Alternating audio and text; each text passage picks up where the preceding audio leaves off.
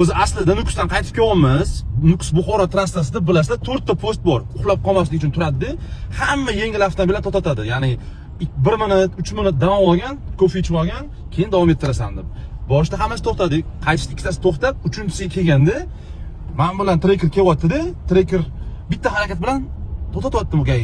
Trekker to'xtadi. Men to'xtashim shart emas ekan. Trekker olibdi dedi, o'tib ketdim. Keyingi postda oxirgi Buxoroga kiradigan post ushlayapti-da. Nipatchineni 194 gay xodim to'xtatsa to'xtamabsiz dedi. Ha endi shtraf yozib berardim. Indamay tursam, planshetda oformit qilib bo'lgandan keyin endi jarima maydoniga borasiz mashinangizni dedim. Tushundingizlar? Bu testdagi mashina. Qolib keta olmayman desam, aka farqi yo'q dedi. Yakshanba kecha hech qanday ishlamaydi. Keyin o'zim mashinani jarima maydoniga haydab bordim. Evakuator yo'q, gay xodimi yo'q, dokumentimni olib qolgan. Jarima maydoniga o'zim haydab kelib, o'zim mashinani topshirdim. Hamma hujjatlarni